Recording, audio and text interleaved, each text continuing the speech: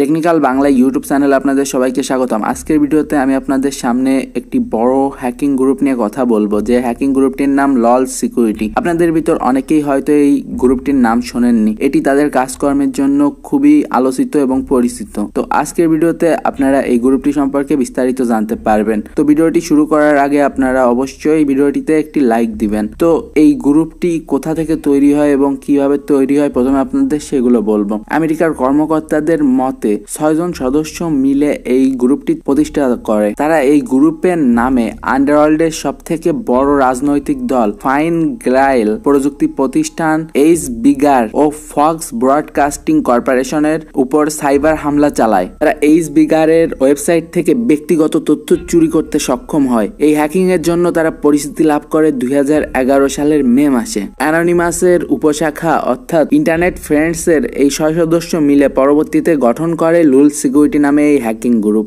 সংক্ষেপে লল সেক নামেও পরিচিত।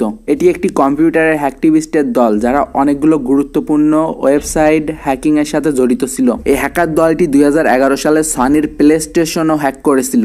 তারা সনির প্লে স্টেশন হ্যাক করে সকল ইউজারদের আইডি ফাঁস করে দেয়। তাছাড়া এরা সিআই এর ওয়েবসাইট হ্যাক করে এবং কয়েক ঘন্টার জন্য এই ওয়েবসাইটটি বন্ধ করে দিয়েছিল। কিছু সিকিউরিটি প্রফেশনাল লল সেককে ওয়েবসাইট সিকিউরিটি সিস্টেম নষ্ট করে দেওয়া ও বিপজ্জনক পাসওয়ার্ড পুনর্ব্যবহারের জন্য দোষী সাব্যস্ত করে থাকে। এছাড়া লল সিকিউরিটি বিশ্বের দৃষ্টি আকর্ষণ করার জন্য কিছু বড় বড় প্রতিষ্ঠানের ওয়েবসাইটও হ্যাক করেছে। ললসেকের সিইও অর্থাৎ প্রতিষ্ঠাতা সাবো নামে পরিচিত ছিলেন। এফবিআই এর সাথে তার একটি চুক্তি হয়। এই চুক্তিতে তিনি নিজের দলেরই কিছু লোককে এফবিআই এর কাছে ধরিয়ে দেয়। 2012 সালে তাদের ভিতর 4 জনকে গ্রেপ্তার করা হয়েছিল।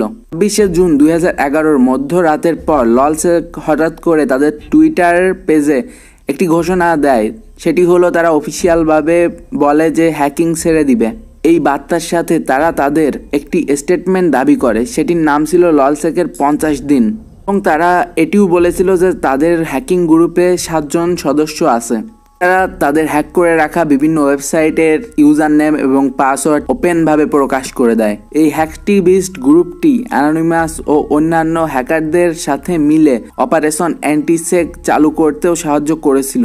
তো এ থেকে জানা যায় যে এই হ্যাকিং গ্রুপটি অনেক ভয়ানক একটি হ্যাকিং গ্রুপ ছিল। তো আশা করি ভিডিওটি আপনাদের ভালো লেগেছে। ভিডিওটি যদি ভালো লেগে থাকে অবশ্যই লাইক দিবেন, আর এই ধরনের আরো ভিডিও পাওয়ার জন্য এই চ্যানেলটিতে সাবস্ক্রাইব করে রাখবেন। আমি আগেও এই ধরনের অনেক ভিডিও তৈরি করেছি, তো দয়া করে আমার আগের ভিডিওগুলো দেখবেন। আর আপনি যদি ইথিক্যাল হ্যাকিং এবং সাইবার সিকিউরিটিতে ইন্টারেস্টেড হয়ে থাকেন তাহলে আমাদের বেশ কিছু হ্যাকিং এর কোর্স রয়েছে, দয়া করে ডেসক্রিপশন চেক করবেন। সবাই সুস্থ থাকবেন, সুন্দর থাকবেন। দেখা হবে পরবর্তী কোনো এক ভিডিওতে। বাই।